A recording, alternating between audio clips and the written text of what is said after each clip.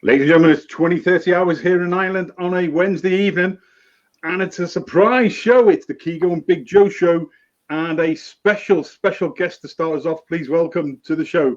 It's the legendary, the one and only with a new haircut. It's Bod. Keego, look, what a handsome beast he is. He saw your hair and he said he wanted to be on the show. He is colourless on his hair so far, but he'll have some more colour next week. But looking a fine beast. Off you go. There you go, mate. He's been hanging around the door. Good lad. Been hanging around the door for ages, and he wanted to come into the show. Ladies and gentlemen, you are welcome to the show. Nige quickly says we've got an echo. Hello. Catherine Beechness, yes, Catherine, we'll be talking about you in just a second. Summer trim for Bod, indeed. That's really good. I didn't know who she was talking about there for a second. Yeah. Well, we've all had them, haven't we? We've all. When you live with a dog groomer, mate, you don't have to worry about the old what things being closed. You only do and the clips. There we go. Keego, how are you doing? Not too bad. Pretty good for a Wednesday. The sun is out. Everyone appears to be in a good mood again, which is the second week in a row. Well, I guess it was Monday, 2 Mondays ago we chatted, but this kind of good feeling or getting used to where we are, I think is settling in, and I think we're being nicer.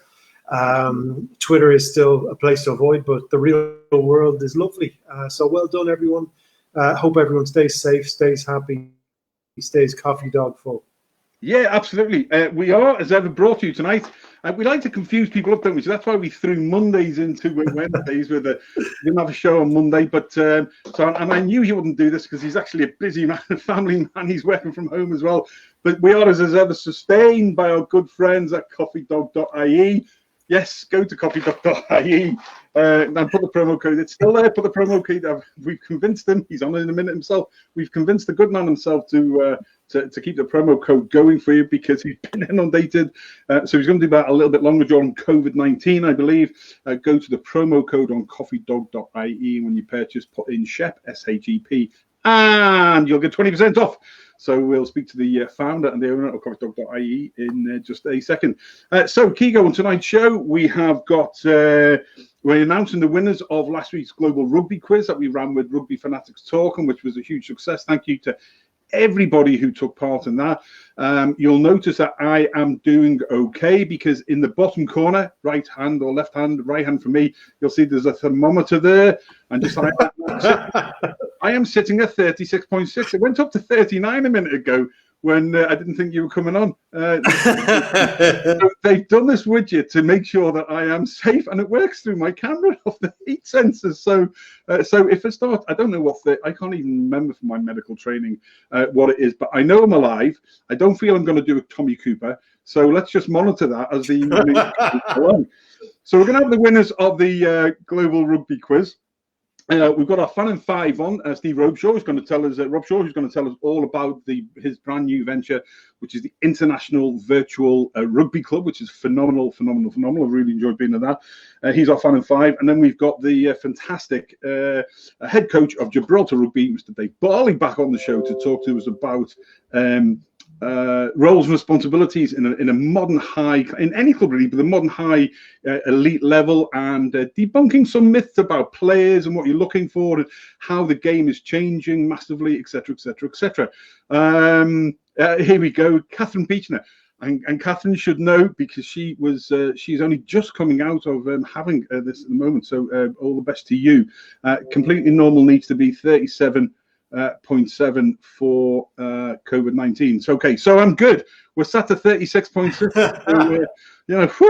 Catherine, great to hear you're recovering. Women are far stronger than us fellas, so salute it. Yeah, absolutely. I need to have a drop of red.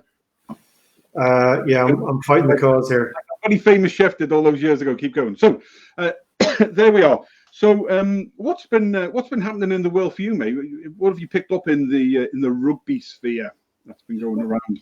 Well, the rugby sphere, and I think we'll be talking about it at some point over the next couple of weeks, but maybe it's because of the lack of sport. Like, firstly, there is murmurs that clubs will start going into quarantine mid-May, which means closed doors isn't far away. as long as everyone stays healthy and is healthy. I can't wait to get our game back. Also, the Heineken Cup YouTube channel, EPRC, whoever they are showing finals at random intervals. They're showing finals. I think it's every Friday or Saturday night, and the Pro 14 are doing the other night. So I think this Friday we've got Leinster. Last year's final is going to be Friday night, and then there's another one Saturday night. So we're sorted for that. But it's the politics that we were talking about during the week of our next overlord of the game, which is starting now, and they're all kind of throwing what at the wall to see what sticks. So I'm kind of watching that. I'm not a big fan of kind of politicking and things like that, but we don't have much else in terms of rugby to look at. So it's starting to gather steam now. People are starting to fight their corner. So different ideas are always good. So it'll be interesting enough to see how it ends up. Yeah, the three main protagonists are Sir Ball Beaumont, who's the current chairman of rugby, excuse me, who's up for re-election. Augustin Pichet, the phenomenal Argentinian talent, who's currently vice chair and is now pushing to bill for the chairmanship.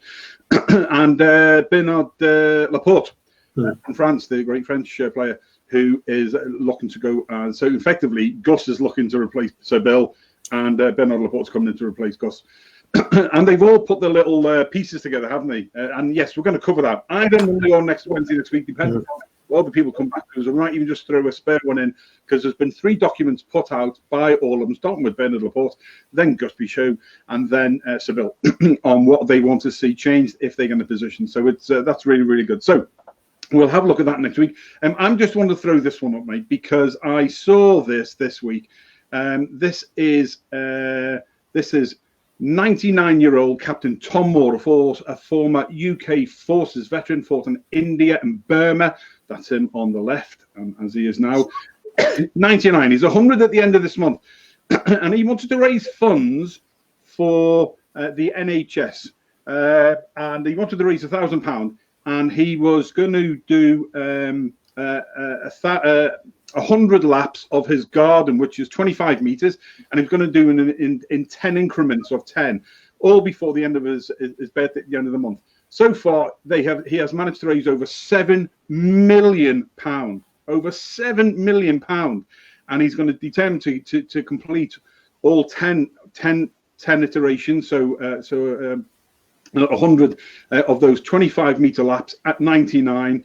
And so I'm going to sort of do that away. But 7 million Captain Tom has, in any country, whatever your views are, that is a phenomenal. And I think, and he's raised after the British NHS. So a huge round of applause for Captain Tom Moore at 99, which means that, all of us can be, once we get back out again, that should be inspiration to get back started again. A message there from Catherine. I know I got a message from you this week, and I was so chuffed throughout her illness. And she has been very ill. She ran marathons before, and it has been a real struggle, like it has for many people. That's why we don't ever want anybody to underestimate what this is and listen to fake news about it's nothing and all that stuff. Because Catherine sent us a message this week. Thanks very much, saying you've kept us going. As Everett, Darren, good evening to you. He says, how much Malbec have I got? Not enough. And as the end of the show comes, if you start seeing that rising from 36.6 to anything over 38, then we're going to be really, really worried. Who else we've got? Jazz is on. Evening, fellas. How are you? Really good. Gregor Galway says that Captain Tom at 99, raising 7 million, is a legend. And absolutely superb. So there we go. In fact, actually, nice quickly. White Walker won. And Tom Moore, what an inspiration. It has topped 8 million now, honestly. Phenomenal. Oh, and here's the thing. Not to get into politics at all, but that man deserves a knighthood. To get a knighthood in the British Forces, obviously Tom was only in the ranks, nothing wrong with that at all. But to get a knighthood in the British Forces, you have to be a 3-star general and above. If you're in industry or a politician, you've got to be a lackey to the politicians. So I would like Her Majesty, God bless you, ma'am, to put pressure on the government to get Captain Tom a knighthood by the end of this month. Special circumstances during COVID, and that's what we should be pushing for. There we go. Right, on with the show. We need to bring in one of our two guests from last week who helped us phenomenally run the Global Rugby Quiz. We can't get John Buchanan Allen on from Rugby Fanatics Talking. He works at NHS Hospital up in Scotland, and they've got something going on there tonight, so he can't join us. So we send our best to John B, or John Two Dads, as he's become now known. And our thanks to everybody at Rugby Fanatics Talking, to Shantana Martin, to Ken Falloon for their assistance. And we have got the winners. Johnny Pullen from CoffeeDog.ie, who's a moderator on the Irish Rugby Forum in his own right as well, who kindly supported the Global Rugby Quiz with some prizes. Lads, we've got to announce them, aren't we? So who have we got to start off with? Johnny Pullen. The first question for the prize was alternative nickname for Joe Marler. Who was the winner? What was the answer? Good evening, gentlemen, and very, very nice to see you. The answer was Mr. Tickle. Hard to argue against there, and the winner was the great Mr. Steve Wynne Jones. There we go, absolutely superb. Steve Wynne Jones from Dublin. Well done, mate. So you have got all the details of what the stuff you want. There's 2 bags of ground coffee, coffee beans, hot chocolate, or chai. The new hot chocolate and chai latte from CoffeeDog.ie. And this man here, Johnny Pullen, is the founder and the owner of CoffeeDog.ie. And Johnny, thank you for that, mate. It's really, really kind of you. Just great pleasure. So Stephen Jones with the answer to alternative nickname for Joe Marler was Mr. Tickle. It's a good one. It's a very good one. I think that was the toughest category of the competition questions, because it was high level banter for that one. Well, There's a lot of entrants, in fairness. Absolutely, yeah. During the show and a lot after the show as well. And so, yeah, very, very good. So, Steve, well done. Mr. Tickle, we like that a lot. The second one was there was the picture of Nigel Owens as a young chap, correctly identified by majority of you. One or two actually was quite interesting. I'm quite sure. I didn't think he changed that much myself, but the Nigel Owens, he was pointing his finger as Nigel was and giving some positive advice and encouragement. And we said, what was Nigel saying? And we had some brilliant ones. Actually, Stephen Jones, I think it was, did another one again where he said, stop that, or I'm going to send you to Landfair, go, which we thought was really good. We'd already won once. So, and the winner for that one was he was pointing to everybody. Nigel was saying use as an EWES, being Welsh and sheep. Good man himself, there, great one. And that winner was a bit racist. It's because all the best sheep, all the best meat and sheep and lamb and everything come from Wales. Ask Rhiannon Noel Phillips and she will tell you. So okay. There we go. There's nothing racist about it at all. It's a good bit of crack. The winner of that though, the winner of no, he doesn't win a sheep. He'll be glad to know because I couldn't get it to Spain. He wins 2 bags of either coffee beans, ground coffee, hot chocolate, or chai lattes. Is Mr. Ian Gilbert, and I think Ian is. Yeah, sorry, I'm reading out loud on the private chat there. There we go. Well done, Keego. Thank you, mate. Keep me right. Ian Gilbert. There we go. Ian Gilbert, who was our ambassador extraordinary from Three Blokes of Ball BOD to the court of Madrid, if you please. Ian, thank you for your continued support. And just one great answer, mate. That's absolutely brilliant. So, third answer was was Keego, you've got this one. So this was the picture, yeah, wasn't it? It was the picture. This was really another big topic and popular with Tiger King. So the answer to the picture was it was Marler and Goodhue were the components of I think Joe Exotic is the guy's name. We're 4 episodes into it now. I wanted to stop. So Captain Beto Copy wins this category. Again, hotly contested. I'm not saying that there are many more things in your life you should be prouder of, but this is top 73. So well done to you, sir. Absolutely brilliant. So there we go. B-Dub is the winner for there, and I've been in touch with Ryan, and we're going to send them stuff across as well. And the final, sorry, Johnny, did you? What? I saw you pointing at something. I was thinking, No, I was pointing at Keego. I was literally pointing at Keego, who is above me, a la the Brady Bunch. right, I'm with you. Sorry, I was thinking, somebody not tell me that I've died. This is getting a bit inappropriate now. So Yeah. No, stop that. It's a family show. If anybody's got Netflix and you've watched Followers, then you'll understand that I'm quite worried now that at any time I can get if I get a headache in 3 seconds, I'm going to sort of change body and another consciousness from the 24th century is going to come and invade me. But I was looking at the temperature to see whether I was actually going to shut off my coil. So there we go. Beat Up Copy wins that one. And the fourth and final one was all four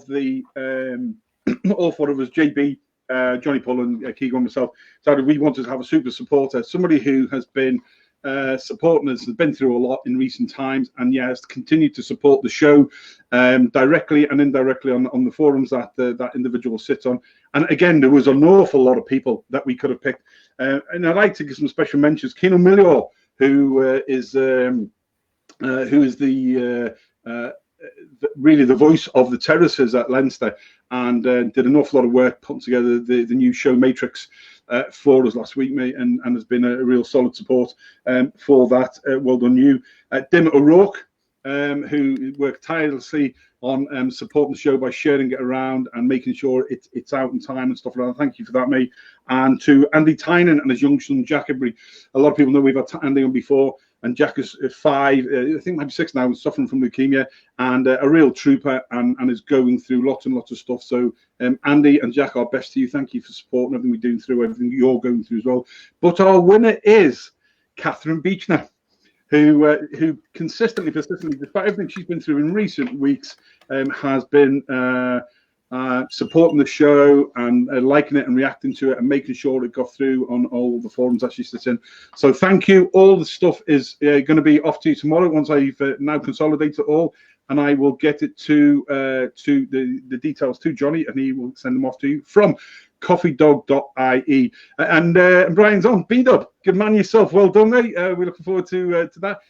And it's really interesting that we've got, in fact, Catherine has arranged for the coffee to be sent to her sister over here. And just another selfless act as Classy. well.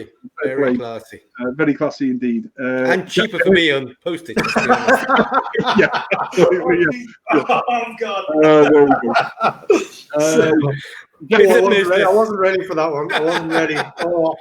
Good man. Jack Henning from Yellow Cap Sports News on our first inaugural South African Springbok show last Friday, which thank you for everybody who tuned in. That's 7,200 plus went to that one. Thanks very much, Mr. Tickle. He's laughing at that one.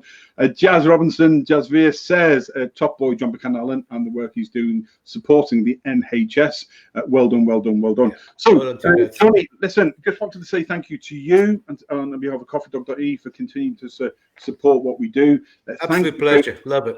Thank you for keeping the promotion code SHEP, SHEP, open, which gives people 20% off. And we do send do get the coffee sent all the way across the globe. So thank you very much for that, mate. And we look forward to your continued success and having you back on the show very soon. Thank you, gentlemen, and well done on the show. I love it. Thanks, John. Take care, mate. Good luck. Cool. So now we are on the show. We need to bring our fan in 5 on. This man is set up for during the start of COVID-19 a unique rugby forum. It's brand new. It's called the International.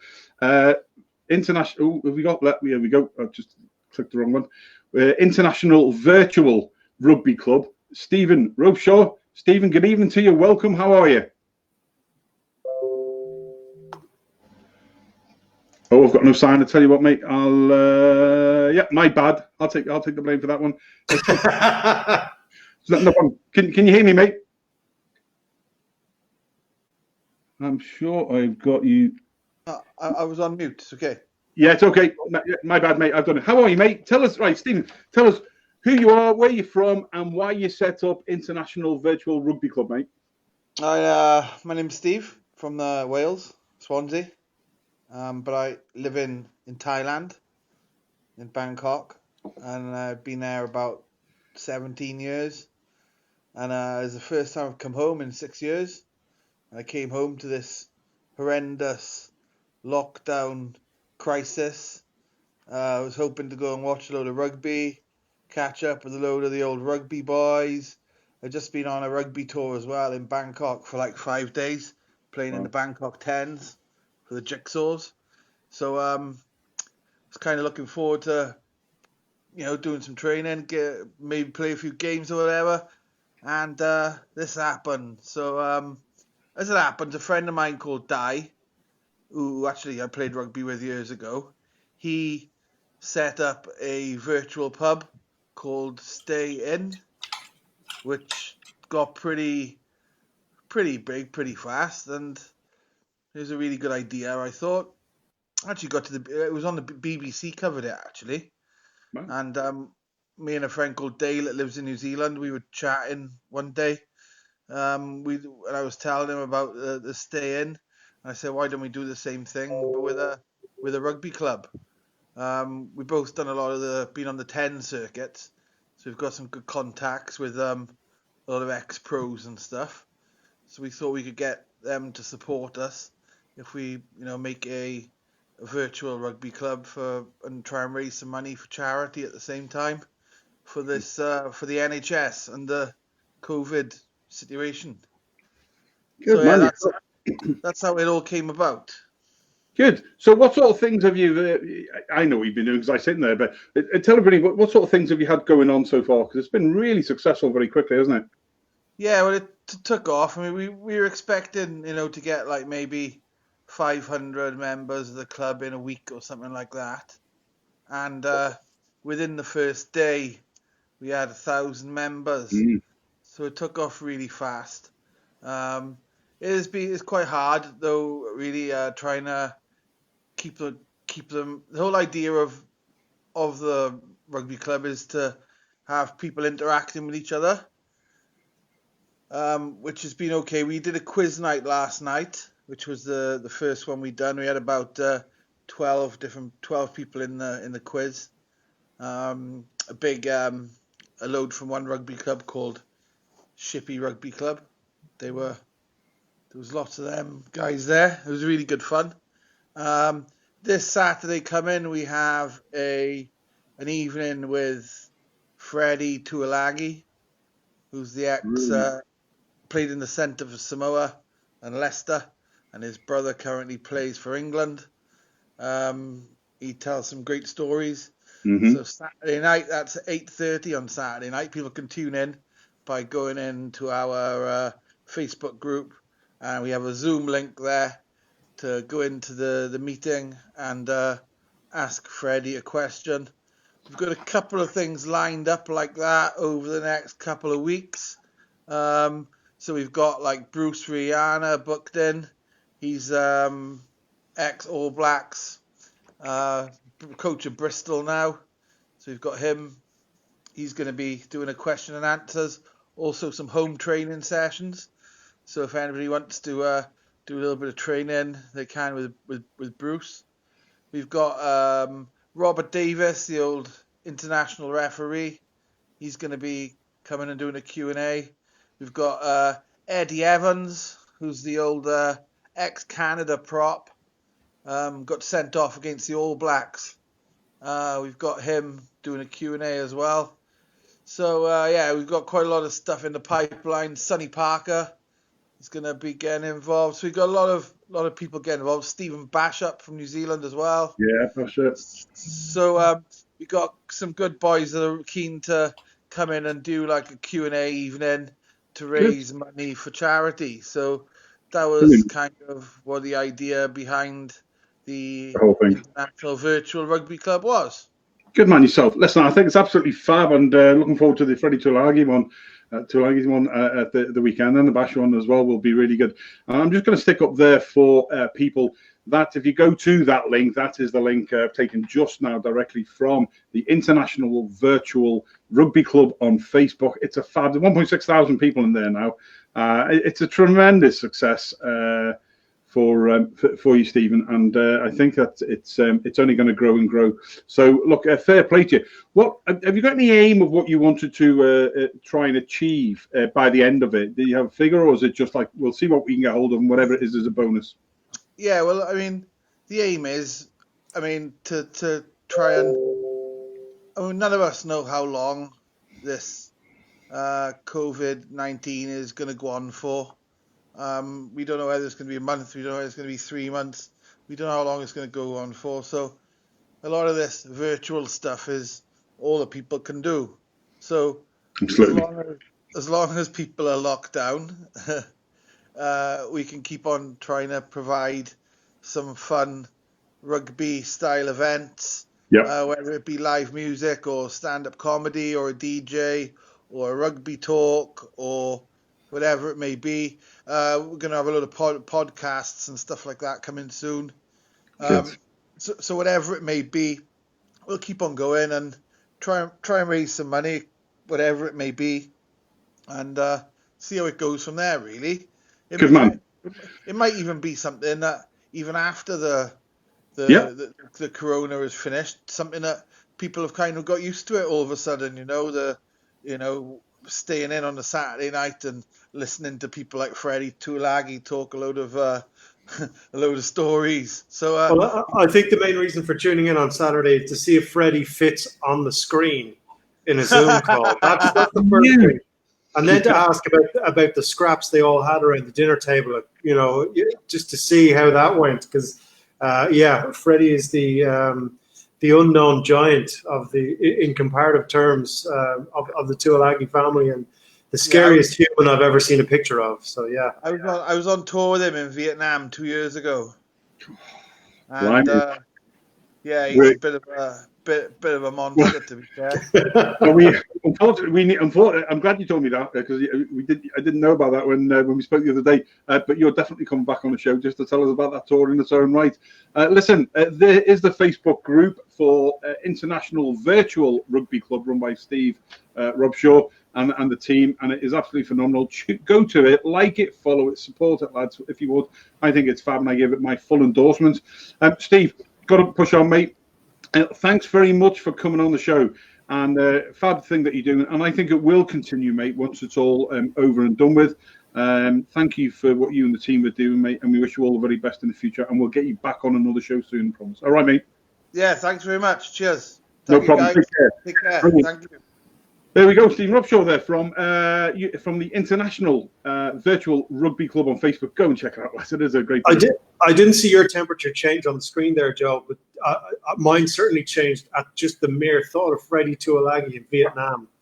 I need to know exactly how that went. Absolutely. Sarah Sully, Sarah's out in Cyprus. A good friend out in Cyprus shares all our stuff out as well. Thank you, Sarah, as ever. He's going to be unlucky. Yeah, he wasn't lucky, and he was lucky to get back, but he's stuck there now. So anyway, there we go. What else have we got on Keego was sharing? Ian Gilbert. It says, who's E? Who's E? Freddie Tuilagi. Oh, check out Freddie and look at the size of him, like Keego says. There we go. Right, on with the show. Ladies and gentlemen, welcome to tonight's show. Here's our main guest for the evening, and to talk to us about roles and responsibilities and running modern rugby. He's played rugby for... he's played rugby. He's coached rugby from such an early age. Let me just put that on the right thing there. He's coached at all levels from such an early age. He was involved around Gloucester in the community there. He was involved with the RFU as a community coach and community liaison, I think it was as well. And he has now been for some while, amongst other things, he is the head coach of Gibraltar Rugby. Please welcome. He's been on to us before, and we've been asked for him back again because, and not because he's English or because he's sort of almost half adopted now, or because of the Celtic talk. and why isn't he on the RFU's coaching setup? Because they can't prize him out of Gibraltar. But he just has such an eclectic knowledge and the way he puts himself. Please welcome Gibraltar Rugby's head coach, Dave Barley. Dave, welcome back to the show. See.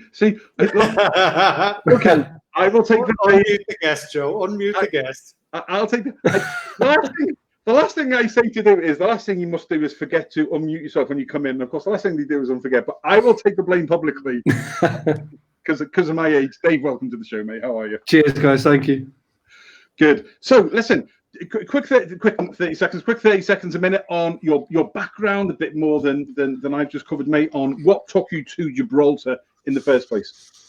So at the time I was working with the RFU, working within the academy structure at Gloucester, coaching University of Gloucester, various teams, and just it came about with it was a Facebook message one day from a friend where I'd been over here previously, Chad Thompson, who's the general secretary, just said, do we know anybody that fancies a bit of a coaching role over here in Gibraltar, sort of in the schools and that sort of thing?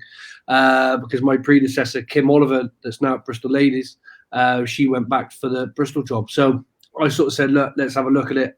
How's, and cut a long story short, I'm here sort of a couple of years down the line, enjoying what I'm doing. So good man, brilliant, absolutely superb. I know, Keego, you're going to ask him about wanted a quick update on where Gibraltar is now. We've got a new national league. What's happening with the national setup? Yeah, it's a tricky one over here. Keeping an eye on everything outside of our little bubble.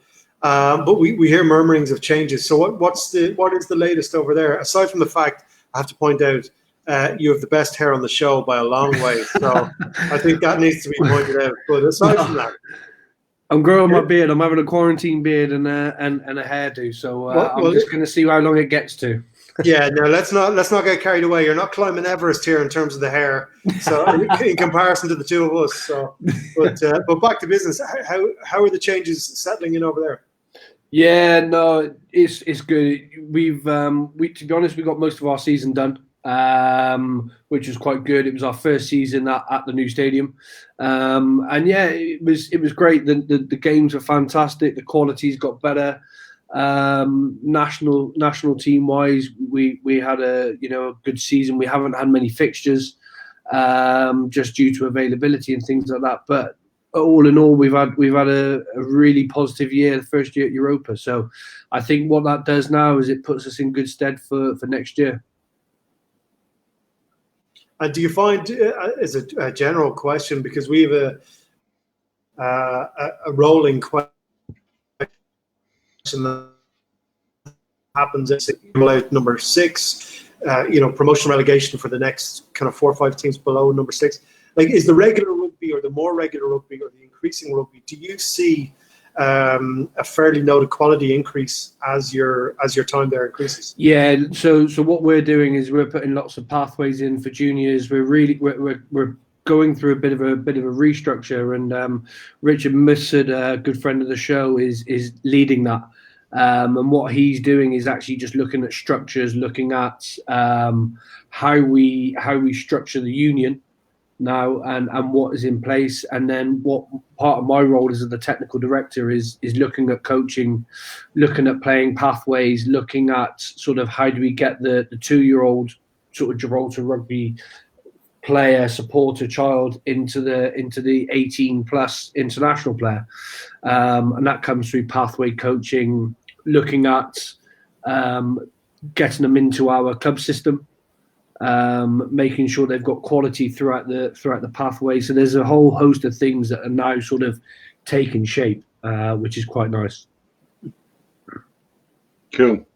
So tell us all briefly about the National League, though, because that's what, 2 seasons in now, or one full season in? The National League. What you mean? Yep. You mean our local league? Yes, mate. Yeah. Well. Yeah. No. So the local league's been going for many years now. It's going for 10 years or so. But what we've done is that we're sort of changing it to give them more games now, because we've got a home, because we've got somewhere to play. We want more fixtures, more rugby. And the competition standard to be high. So what that, I think on our agenda for the next couple of years is to really develop that now, to get more teams involved, to look at a recruitment process, to look at how we sort of challenge our national team players. How do we make sure that standard is up there for them?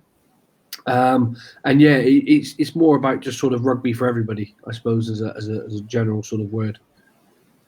Good. Yeah, structures. I'm always interested in how things work. So, what's the requirements of the modern game? Because people say about the chair or the CEOs pay too much money and they've got too many people in the setup. But what does it need to make an effective organisation in rugby now? Really, whatever it's, I would imagine you need more people the bigger you get, or do you? What's it like for you? What makes that structure work for you? I think just having good people around that you can trust. I think that's huge. I think what you'll find is that there's a lot of people trying to climb to the top. There's a lot of knives being thrown around, and that's the honest opinion in the game. There's always somebody that wants your job, somebody that can always do a better job. And I think it's just having a group of people around that you can trust, that know their job from the CEO right the way down to, the cleaner as such. And everybody's part of that team. It's no sort of us and them. It's not the playing department and then the day-to-day running of the club where you've got your marketing, media, that sort of thing. It's everybody's integrated as one. The players know the staff. It depends on how big you want to take it to where you want your organisation to go, really. And at different levels, of course, it's in the professional game, you look at, so over in England, you've got the Premiership where there's a backroom staff of about 30 plus, but then you've also then got in the Championship, it's not that many people, and that's the second tier of English rugby. But then you then come to somewhere like Gibraltar where there's a lot of people and it's all volunteers, so people that dedicate their time. So it's varying at different levels, and it's kind of what happens is you separate the playing from the day-to-day running of the business, because the playing is ultimately that needs to be structured differently to how the sort of day-to-day running of a union or a club would run. Good. Keego.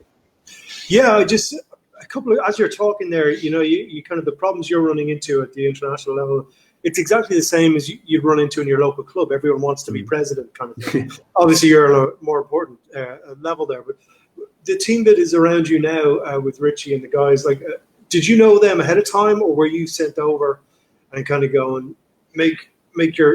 build your relationships and solve a problem, or was it a pre-planned thing?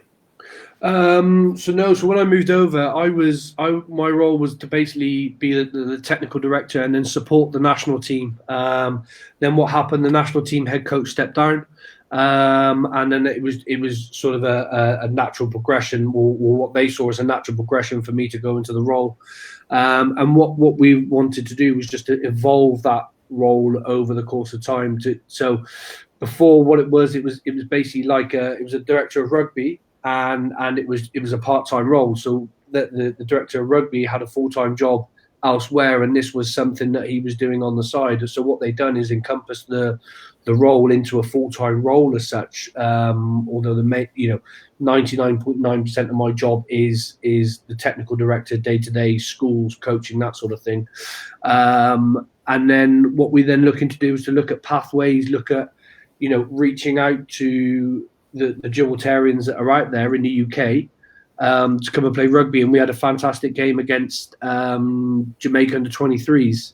And we've put a message out there to see, are there any Gibraltarians descent?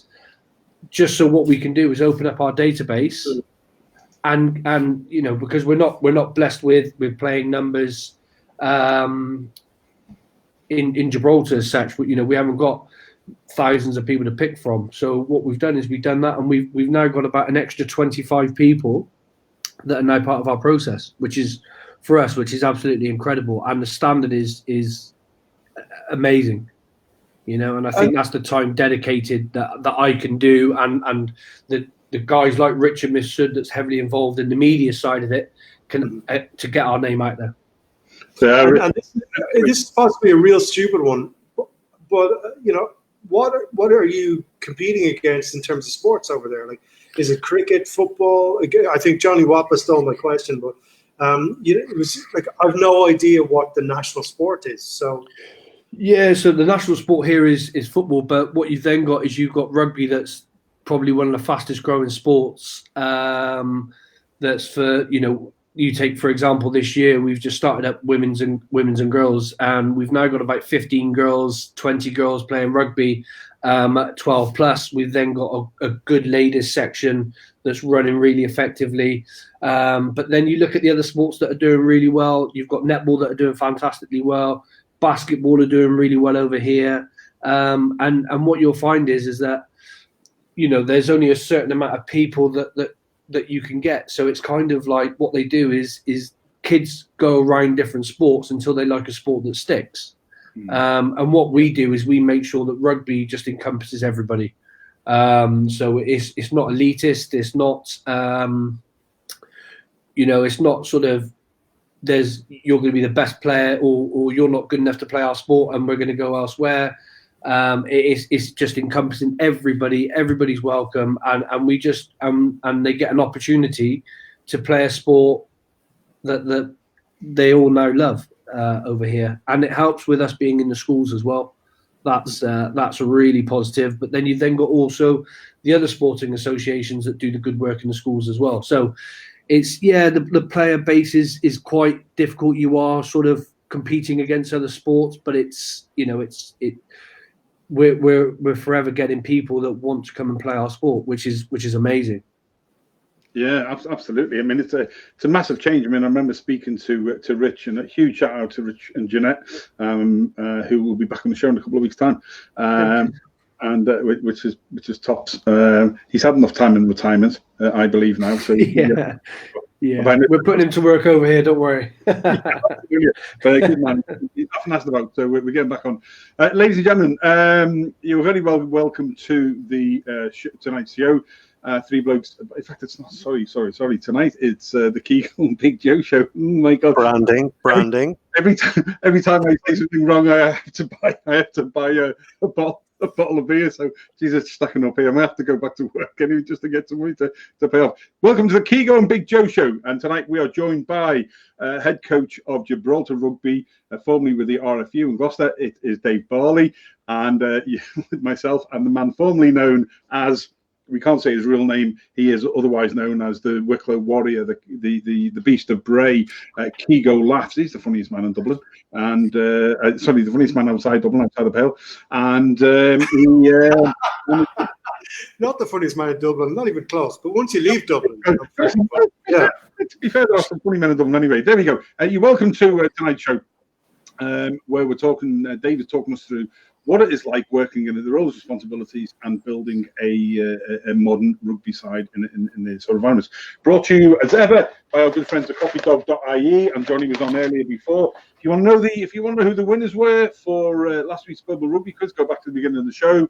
And we also spoke to Stephen Robeshaw, who has set up the International Virtual Rugby Club as well. And thank you to Stephen for coming on as well. We've had Johnny Whopper beat you to the question. He says that you're too slow, Keego. And what else have we got? We have got Jack Benger, or Benja, I hope, Jersey for all, as in Jersey Rugby. I'm suspecting that is Jack. Tell us. Or complimentary Gibraltar Rugby jerseys.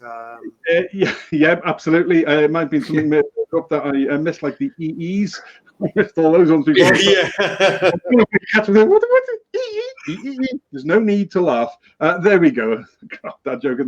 B-Dub says, Dave looks a little bit like ex-All Black Perry Weepoo. Well, while Keego and Dave were talking, in the if I can get this to come in, bloody hell, in the background there. So there, bottom for bottom is Dave here.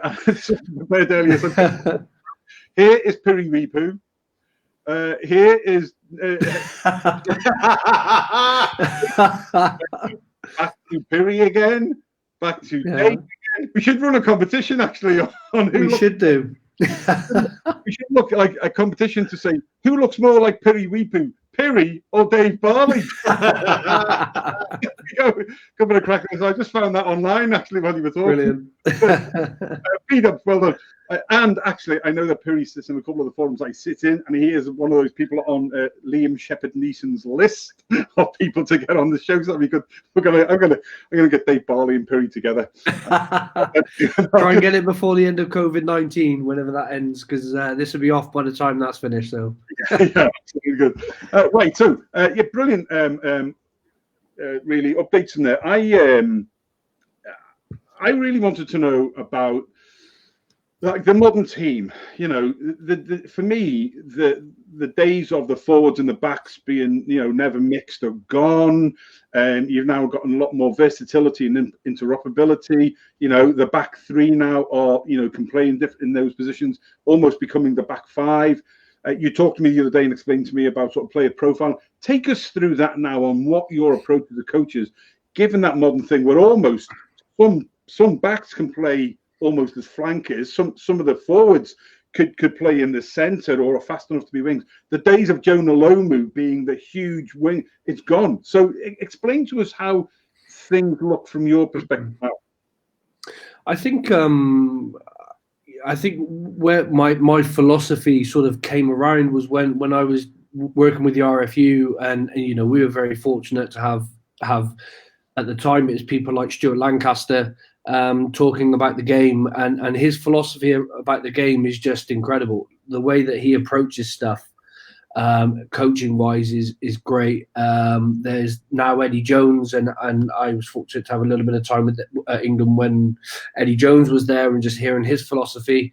And then there's also it was the England age grade coaches. So then you have people like Russell Earnshaw that are in there, and these guys are just wizardry. The way they see the game and how the game gets played is quite it's exciting, you know, to watch it, to see how they coach it, to see how they challenge players and where they see the modern game going. And a lot of the academies are going down this route as well now. And it's like you said, I think there is still a bit of a thing of, you know, you look at is it Nadolo that's just signed for Leicester?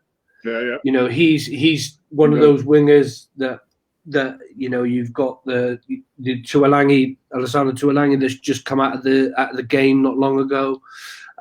There's a place for those guys still, because, you know, I think those guys in your team are gonna cause some absolute damage.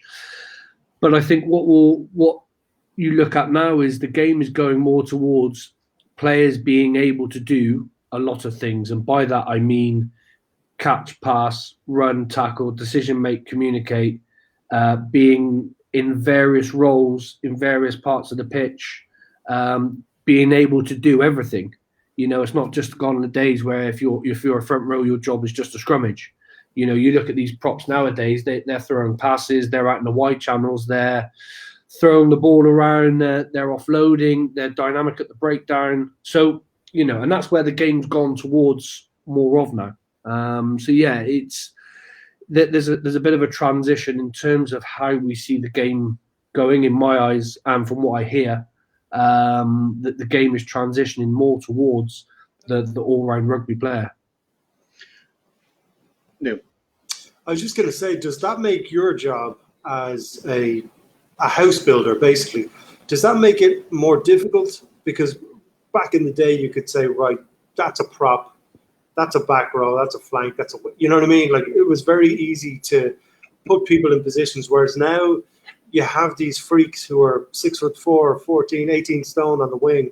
George North kind of freaks, you know. Does that make your job as a house builder, as building something, does that make it easier or more difficult? It makes it a lot easier, because I think what you'll find is that as a coach, you just look at going, right, well, how can I use those players?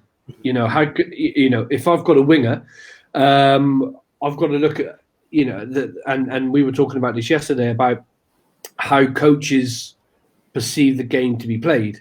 And what you find is that you go, well, do you know what? Actually, we've got a really big winger or a really fast winger. We need to get the ball to him early. So it's easy in some respects, but difficult in others, because what you need to have is the team also around those people, because it's not just built on one person.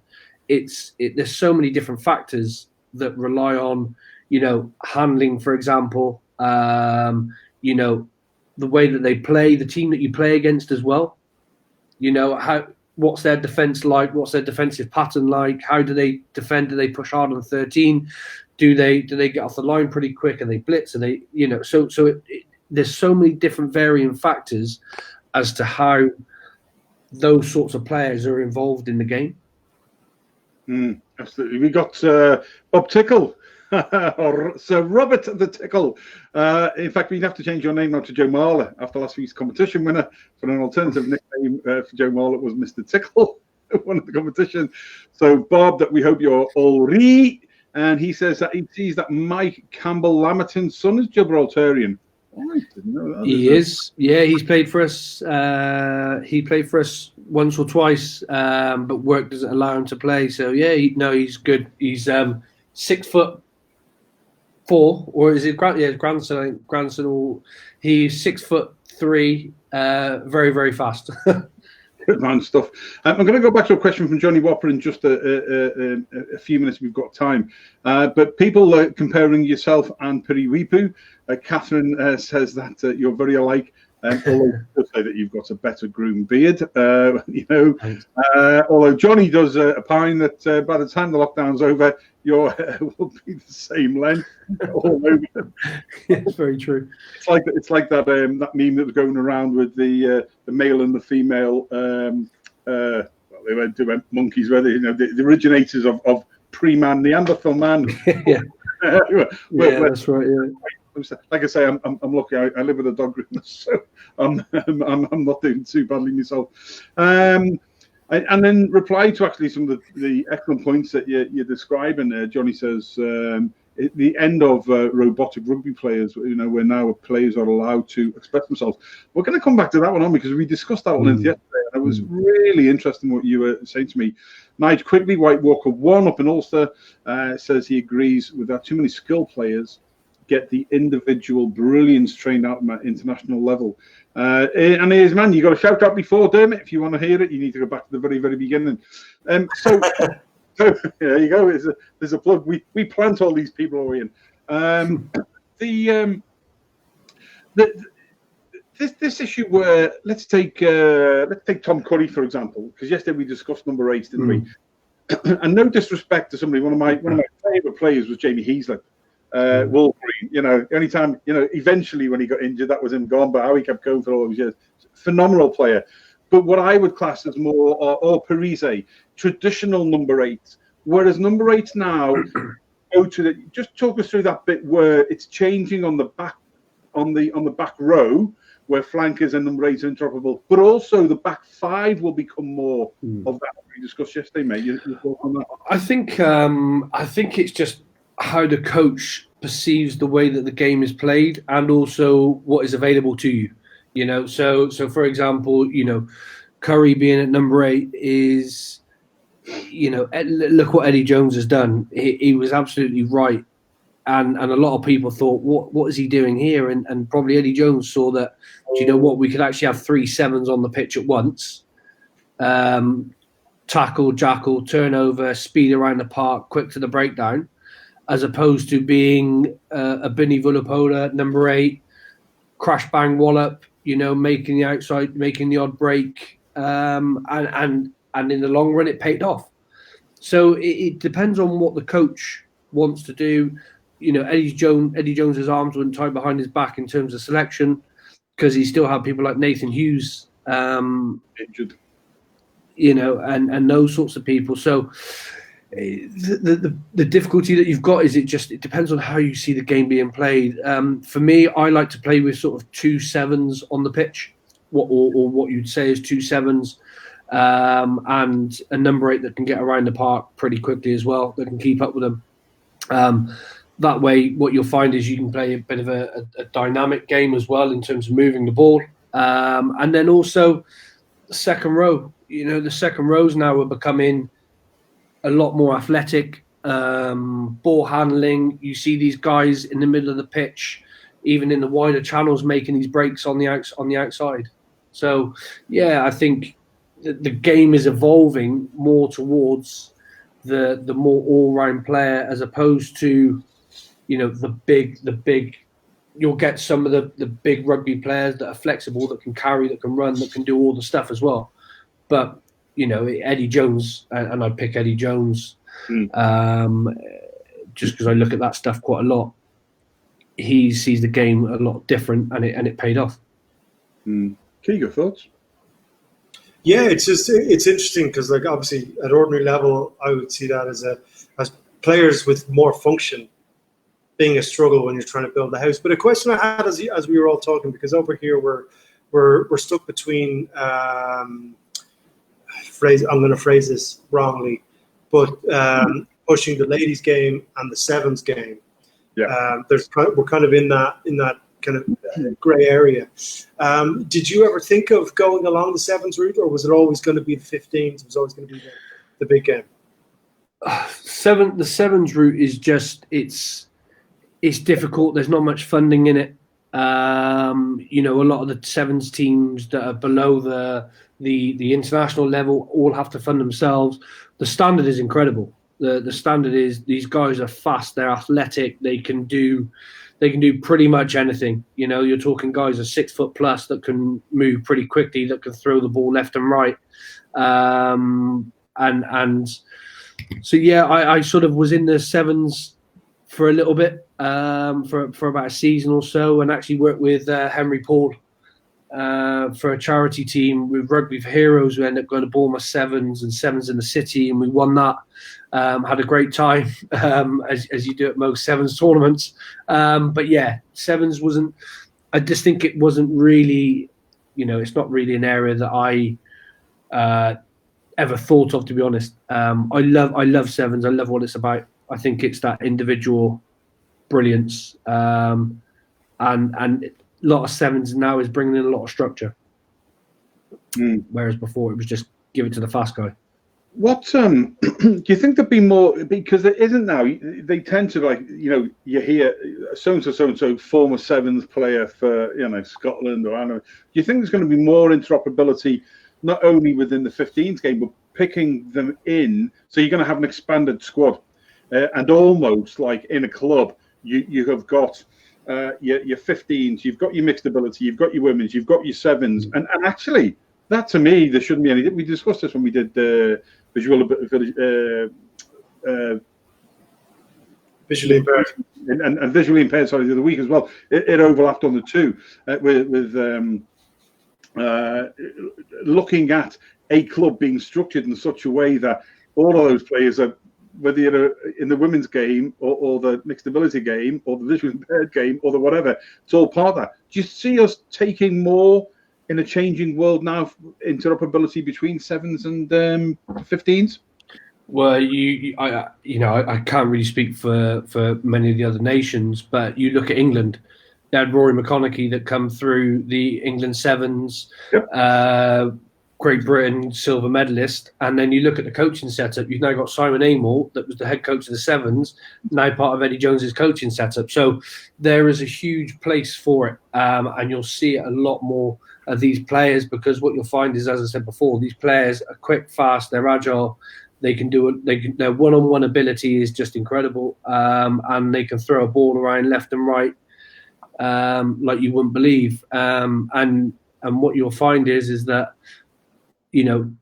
Jack Adams, one of my good friends that used to play for Gloucester, he was 15s, gone to sevens, come back, and then he actually developed as a player, being involved in the sevens circuit. And a lot of these players go into that sevens circuit and develop really, really well.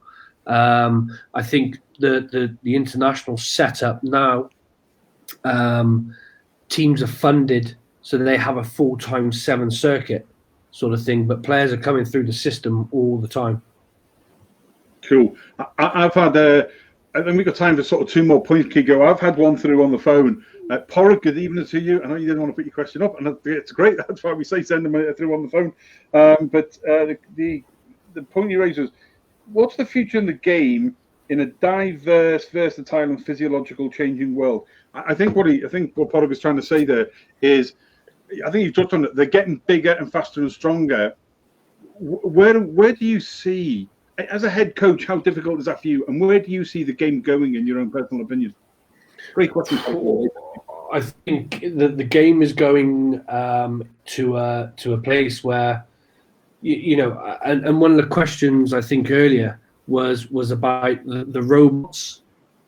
What is now players, the way that games are structured, that they are almost robots, but they can do certain things with it, opposed to just being your proper scrummage. Where I see the game going is I see the game being a lot more skillful. You know, these kids that are coming through the academy system, the coaching information that's out there, not just from a kidsy level, but then also when they graduate through into a more professional level, the kid will be more skillful, which means the game would be a lot faster. The game would be a lot, bigger hits. The contact levels will be, tackle technique. The guys will be very, very technical. It just depends on how we keep changing these laws. That's what it comes down to as well. That would be quite interesting, I think. Brilliant. Great. I was sort of just losing the signal there a little bit towards the end. Nigel Quigley says to you in reply to your point in the seventh plays offloads, the Irish wouldn't have that. Grrr. We're working on that, White Walker One. Let's not offend the whole.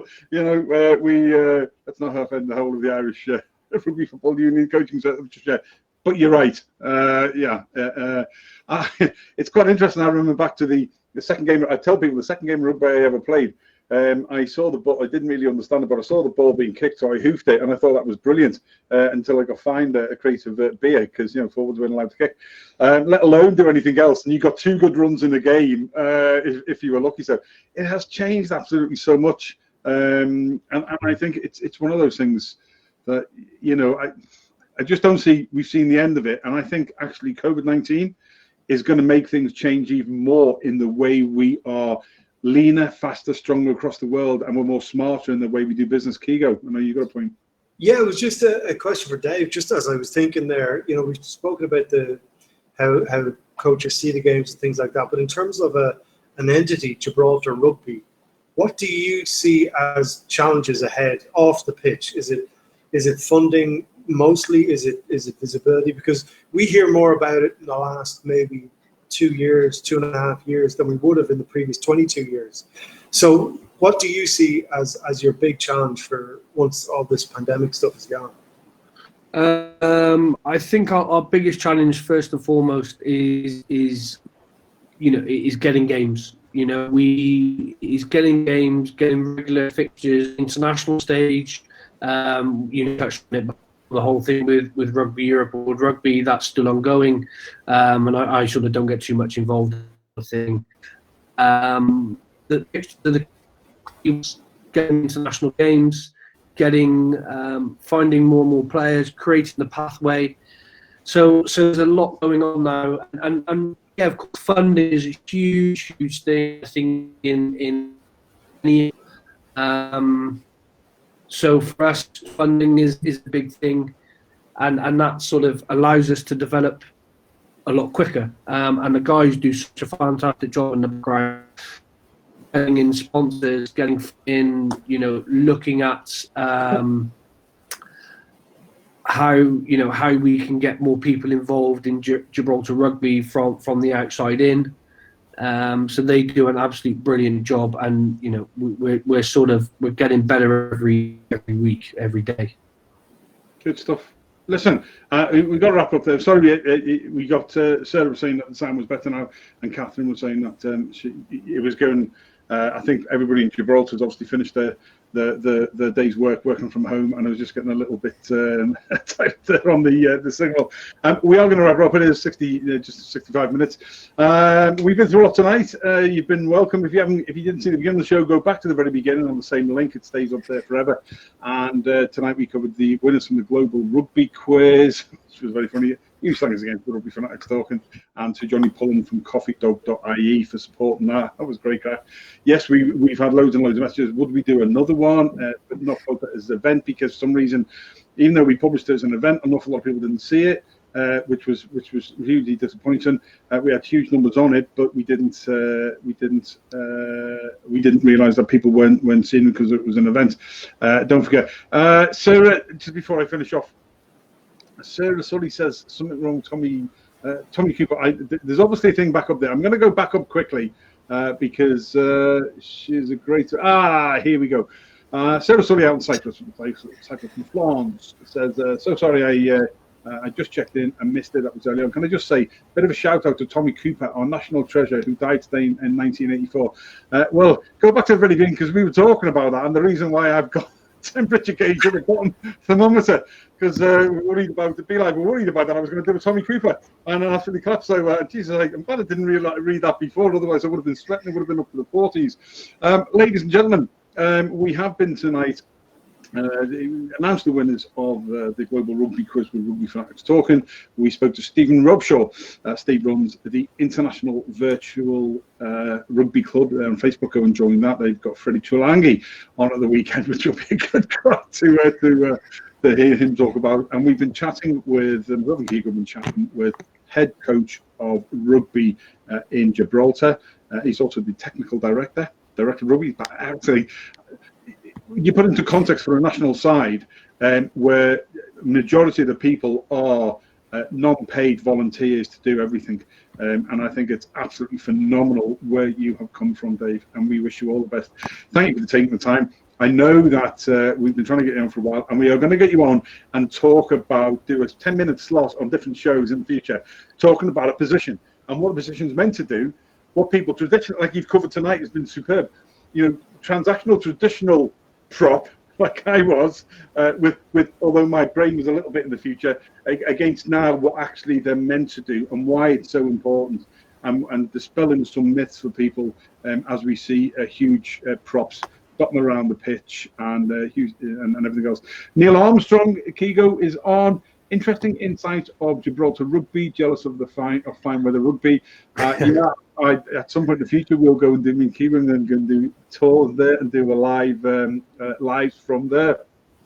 Catherine Beechner says, a great show tonight, thanks so much for the coffee and tea. Your problem, I hope you just enjoys it.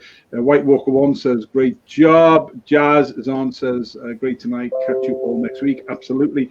Somebody's just started another watch party. Thanks very much for that as well. We appreciate support. Keego, leave us with some final thoughts, mate. Great to talk to everyone. Great to talk to you again, Dave. Still the best hair on the show. And, everybody keep doing what we're doing. Stay safe, stay happy, stay productive. Stay within 2 kilometers of your house. Don't speak to people you shouldn't be speaking to. But look, we're getting through this pandemic. It's great to talk to Joe. It's great to keep the comments going. Let's stay safe. Let's stay happy. And our sport, our beautiful sport, will be back soon. Absolutely.